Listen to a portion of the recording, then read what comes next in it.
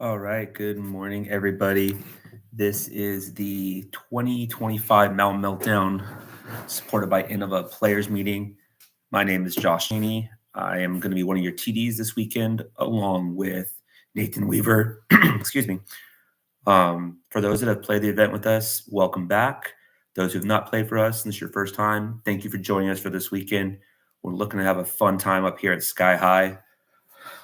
This is just to go over some of the basics and information for the event. And if you guys have any questions, feel free to shoot me an email or comment on the Disc Golf Scene page. Or you can bring it up Saturday morning when we get our quick get together, Saturday or Sunday morning. To start, again, I want to say welcome everyone to the 2025 Mountain Meltdown supported by Innova Disc Golf. We're going to be up at the Sky High Disc Golf course this weekend. May 31st, Saturday, is going to be all the amateur players except for MA1. And then Sunday, June 1st, is going to be the MA1 and FA1 divisions, along with all the pro divisions. Let's see. I sent everybody out an email that had the information about the course and the rules for the property itself. And I was going to kind of recap some of those. Attached to that email was also the caddy book, along with the event release waiver and an example of one of the T signs. So I'm going to start by going over the property rules. These come directly from Mike Coletti, the manager of Sky High, who has been working with us now. It's our fifth Mountain Meltdown with them. And so fifth year working with them. And Mike and his team have always been great with us. So he just asked us to respect these. First off, you have to fill out the Sky High waiver for the event, the Mountain Meltdown event.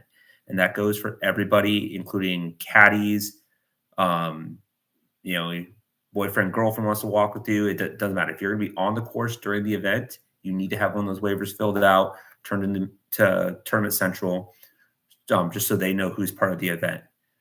Players, you will get a tournament-specific wristband.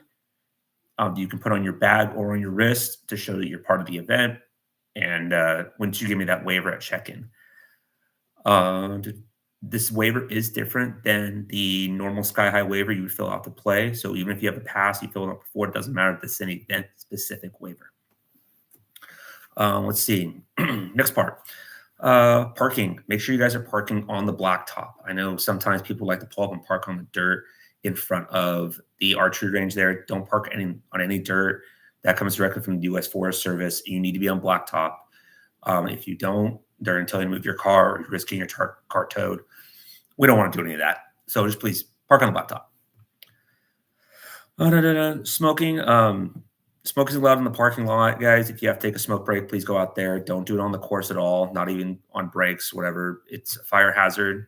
It's also against PGA rules, along with on the patio, because that's an eating area. People are out there enjoying. Just go down the parking lot, take your smoke break, and come back up. So for alcohol, management asked me to remind everybody that they have an ABC license and they have beer and wine for sale, and no outside alcohol is allowed. So you guys know how that works. Okay, let's move on to the course rules. So again, I've attached the caddy book. The layouts are also they're on UDisc. So if you've been able to get up there and practice, awesome. If you haven't, feel free to look on UDisc. They're labeled as Mountain Meltdown Layout A and B.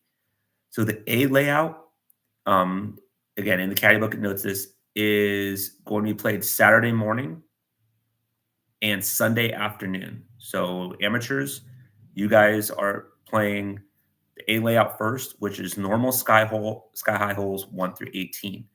The B layout is Sky High holes 1 through 9 and 19 through 27. So make sure you know which layout you're playing. Saturday divisions, you're playing A round 1, B round 2. And then Sunday divisions, you're playing B round 1, A round 2.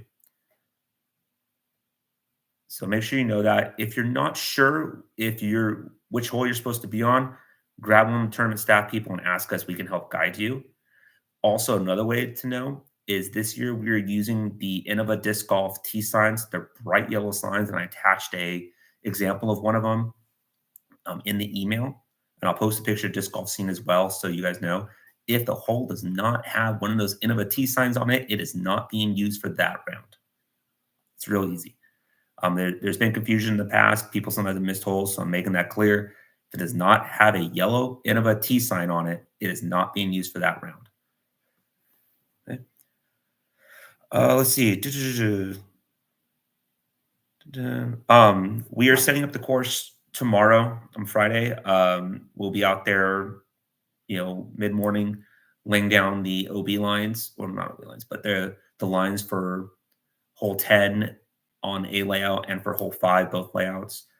It is noted on the caddy book that these play as hazard holes. So we'll get to that in the course description. Along, we'll be putting down the Mando lines, the mandatory signs, and marking those along with the boundaries. So if you're up there tomorrow practicing, feel free to come say hi to us. You'll see us running around. Check in. Every player must check in themselves. You can't check in your buddy. You can't be like, oh, he's in the parking lot. No, you got to come check in with us physically so I know you're here. When you do that, pro players, just make sure you confirm your payout, PayPal account for payout. And players, you guys will get your players packet check-in. We have custom embroidered, custom logo towels. Thanks to Falling Putt Disc Golf for making those for us. And then everybody gets a choice of one disc. Amateur players, one disc, not two, not extra, whatever, one. Yes, we have had people in the past take multiple discs because they think they get two for some reason. One disc only. We have some Halo Proto Glow discs. This is a Gorgon, Star Halo Proto Glow Gorgon. We have these, we have Wraiths, and then we have the Halo Champion Proto Glow Leopard 3s. And then we also have regular Proto Glow, a little glare in the back there. As well, we have Proto Glow Champion Firebirds and Mambas for you guys to choose. And yes, for those that say, do we have lightweights? We do have a variety of weights in the molds. We'll sort them out and mark them so you guys can find them quickly and get you guys out there to warm up. Let's see.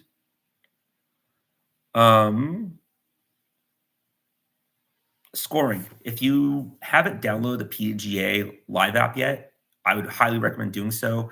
I would do so before you come up.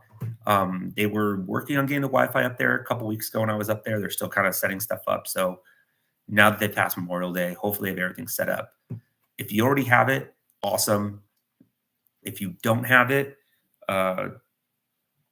you should grab it. If you don't know what the Live Score app looks like, it's that one at the very top here, and should be a page like that. The PGA Live Score app will allow you to basically create your scorecard for the tournament. Everybody's required to keep score. If you can't use electronic scoring, let us know. We'll get you a paper scorecard. You are responsible for turning in that scorecard. Make sure you put your name on it, your which round it is, round 1 or round 2, and your division, so I know who turned in what. Let's see. So one thing I didn't put in the caddy book, but I did put in the email, and this is for everybody to know, is that if we have a playoff at the end for first place, we're going to do an aggregate playoff using normal course holes 10, 19, 18. If you don't know what aggregate is, it basically means you play all 3 holes, and the best score after those 3 holes takes the win. If we're still tied after that, then we go to sudden death doing the same loop. That's for first place only. If there's a tie for amateur only players for a trophy, for second or third place, whatever it is, we're just going to do sudden death using the same holes, 10, 19, 18, until we have a winner. Okay. I think that's just about all for the, nitty-gritty stuff. I'm sure I'll come up with more once I talk to Nate about what kind of stuff we should be talking about. I'll address it Saturday. Just one thing to be aware of too while we're out there, guys, pace of play. We are on a time frame. We have 2 rounds to play, so make sure we're keeping a proper pace of play. I'm not too worried about it, but we should be good. Make sure you read the caddy book on all the holes, and if you have any questions, make sure you can get a hold of me or Nate. If you're not sure to play a hole, play a provisional, and then come talk to us afterwards. We'll have our phones on us, both of our numbers are on the caddy book, and we can come down and help you guys. Okay. Let's get to the actual course. So A layout. A layout is the what's considered the longer layout. It's par 55. Hole one, basket's gonna be in the left position, both rounds. There is a Mando tree on the left that I've added. It's basically if you cut really, really short left, you have to go back out and around to get down there instead of going behind.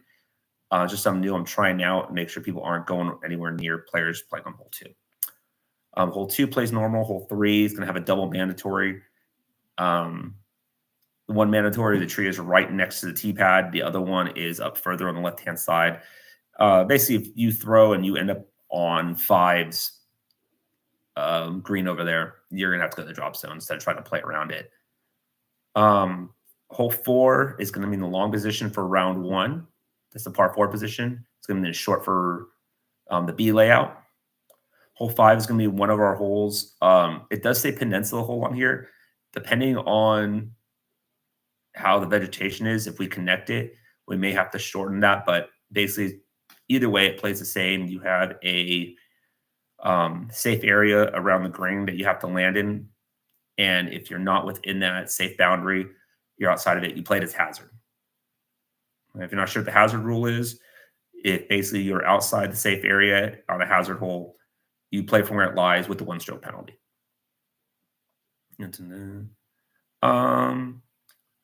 Hole six is going to be the same for both rounds. Seven, it's going to be long position for A layout, short for B. You'll have your normal Mando tree that's on the right, that's always in play, and we had another one on the left. Basically, the same kind of thing. We just don't want you going on to eight's fairway.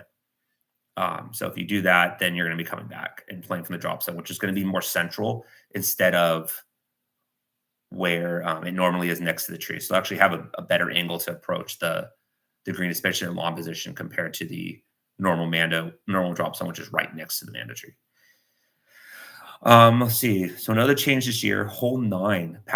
The past year, we've done the permanent basket for hole 9 is still bent. They haven't fixed it yet. So Nate and I will be putting a temporary basket on hole 9. But we are going to play two separate positions. So the A layout, which is the long one, is going to have the basket up near where the normal basket is. So it's going to be that 330, 340 foot uphill shot like we're used to doing. And then B layout, the short layout, is going to have it tucked in behind the trees like we played it last year. So two different layouts for hole 9 this time. We will have a bag over the normal 9 basket, so you know not to play it. That way, there's no confusion. There is a Mando in play both rounds, mainly for the short layout, but I'm going to keep it there for both rounds because why not? And then besides that, the course plays normal from there. Hole 10 is played how it's played the past few years. We put down the boundary line for that, running down the right side and wrapping around the back. So that's going to be a peninsula hole. We do have a new tee pad for hole 10 this year. It's not on the deck. It's going to be to the right of it. So just keep a lookout for that. If there's any changes, I'll let everybody know. But they had to build a new ramp going over there that took out where 10's tee pad was. But it's still going to be a pretty similar shot.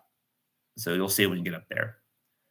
Hole 11, there is a mandatory right of the marked tree further up. If you play the elevation open, it's the same Mando as that. Basically, you can't go forehand or left-hand backhand behind that tree anymore and try to come out, mainly because down below, there's a zone that's still marked off, and I don't want anybody going in there and risk getting hurt. And then let's see. Hole 12 has a Mando on it to keep you away from 13. And the rest play normal except on 18, where if you cross that line that makes hole 10's fairway, that's out of bounds. So that's the A layout. B layout, remember, it's the same holes 1 through 9 on the front 9, and then you go to the 19 through 27 that are going to be labeled as tournament holes 10 through 18. They basically play as normal. I didn't add anything funky to 19 through 27. So those are on the caddy book. No 2-meter rule. People always ask that. So make sure you guys know that. The codes are here on the caddy book as well for the live scoring. Saturday is MM 25 AM. Sunday is MM25 Pro. If you have any questions on the caddy book, let me know. The sooner you guys let me know, the better, and I can address it the morning of the tournament. All right. So let's see. So we got course rules and layout. We talked about check-in. Let's see. We talked about round one, round two, lunch option. This year we did optional buy-in for the lunch. In the past, we've had it as part of the players pack. Players giving their feedback, where some like it, some don't. So this year we decided to make it optional to give players more variety of what they want. Excuse me, real quick. Let me get a sip of morning coffee. That's better. So if you opted in for the traditional Sky High Grill Burger lunch that we've done the past few years, you're all set to go because you paid through Disc Golf Scene already as part of your players package. And we'll do what we always do. I'll give them the list of players. They'll start making the burgers around when you guys are finishing up. So you guys have lunch ready to go. Just come in line, give them your name. They'll check you off. Boom, food's ready for you. If you did not opt in for the Sky High lunch this year, you're responsible for your own food. You're welcome to order from the Sky High Grill. You may want to talk to the Sky High kitchen staff before we start about timing around that lunchtime. Maybe you can put your order in early when you come through. I'll have more information on that because they're trying to get some new stuff up on a Friday when I was there. So, but you're responsible for your own lunch. Just be aware of timing. If you think we're gonna have 2-hour lunch break, it's not gonna happen. Speaking of timing, the schedule is on the Disc Golf Scene page. I have us for a start time for round one both days at 8:30. It gives us about 3.5 hours to play the course. Lunch break from 12 to 1, and then the second round starting at 1:15 until we're done.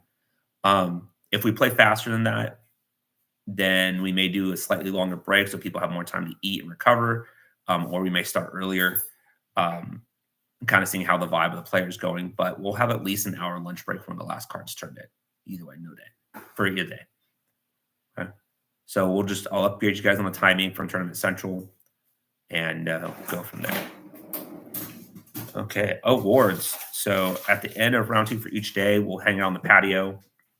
I'll basically do awards. Saturday will be busier. We have a lot of trophies to give out to players for finishing well. Trophies were based on the number of players who were registered at the time I had to order them. I had to do some last minute ones in there, so some of the trophy designs may be different because we had to order some stuff.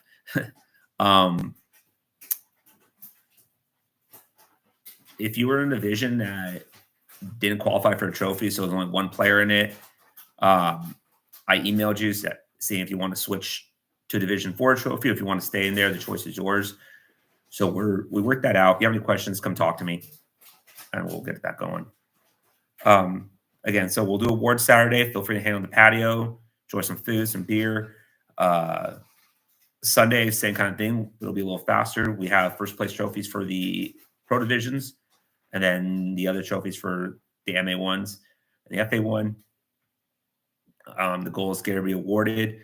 I'll be doing the PayPal payouts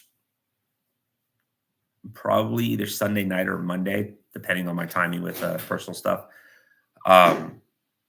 And yeah, just for pros, make sure you have the correct PayPal address for us to send payouts to. If you don't have a correct address, it sends it back. Then we have to figure it out. But make sure you give me that correct PayPal address. All right. I think that's just about all for the tournament specific stuff. If you have questions, let me or Nate know. Some other fun stuff going on. If you're camping, make sure you come and check in at the lodge. They do have walk-on campsites available if you haven't gotten one yet, but camping is always part of the fun thing there. They do have some events going on at the lodge as well. Saturday night is they have a cover band, Grateful Dead cover band starting at like 5 o'clock. So as we're doing our awards ceremony, we may be getting some music as well, which is going to be fun. So hang around a little bit. Let's see. And then I think that just about covers it. Oh, yeah. Weather for this weekend. I've been keeping a track of the weather for this weekend because I don't want anybody coming up and being super surprised like we have in the past, where one year we literally had snow and super windy and rained on us, et cetera, et cetera. So make sure you guys keep an eye on the weather as you're coming up and plan appropriately. Saturday is looking at about a high of the mid 80s in the afternoon. So starting around the mid 60s, go to the high 80s in the afternoon, then cooling off back to the mid 70s by about 8 o'clock. Um, winds, I would say light breeze from what's saying right here. So make sure that you have you bring some wind distributor, but be ready for that. Um, there is a slight chance of us getting some rain both days, about a 5% chance, but be ready for that just in case. If we do have rain, you need to come ready. Um, the other thing you have, if you have gaiters to wear, because there were a lot of foxtails out there when I was hiking through the course a couple weeks ago and basically getting stabbed in my ankles a lot. So if you have foxtails, stuff to protect your ankles from being stabbed, bring them, be ready to use them. And let's see, along with rain, there's always a chance of lightning in the up in the mountains if there's any kind of rain. So we'll do our normal signaling, 2 minutes, 2 minute warning will be 2 blasts from the horn or the whistle. So I'll have a horn or a whistle I'll use. Start will be 1 blast from the horn or the whistle. And if we have a lightning delay, that I need to stop play, we will blast 3 blasts from the horn or the whistle. And if I'm not sure I got out, I'll do it again. If we do have lightning and you hear the 3 blast, mark your lie, leave your disc there, whatever it is, like just leave where it is, come back to the lodge or to your car, find cover, cease play immediately, and we will, I'll let you know when play resumes so we can get going again. Not expecting to have to do that, but if there is, it is, then we will. Another concern, we had this last year, is rattlesnakes. If you see a rattlesnake on the course during play, please call us or let one of the staff know right away. Last year during the Elevation Open, we had a rattlesnake that was right by the basket of hole 21 and made it very interesting to try to play, and we had to halt play for a little bit. So if you see a rattlesnake, let us know. We'll take care of moving it. They have guys that know how to wrangle those and get them away safely. I don't want anybody playing near them. It's one of those situations where we have to stop play and hold everybody up. We're going to do so. We don't want any kind of emergencies up there on the course. And with that, I think that just about sums everything up. We want to thank our sponsors for this event. If Innova Disc Golf, they've been supporting us literally from day one. I continue to support myself and Nate in all the events we do. They're responsible for getting us some CTP items, which we're going to have out during the round. The players pack discs. So you see Innova, thank them. Not just supporting for our events, but events all over SoCal. We got to thank the Sky High crew. Mike and his team have been doing an awesome job with us. Again, this is our 5th year working with them. And I mean, they take care of our food. They make sure the course is ready. They take our input for the course. They really are motivated to make this course one of the top courses, not just in SoCal, but in all the Western region. So say thank you to them. If you get food and stuff like them, be sure to leave a good tip for those guys. They work hard all weekend to make sure we have a good time. Falling Putt, they're responsible for making our trophies and the custom towels for us this year. They've been working with us for the past year as well. Vicky and crew over there. So thank them for, make sure they get our stuff out quick, and it always looks great. And with that, I will see you guys Friday. If you have any questions, feel free to shoot them my way, and I will see you guys on the mountain.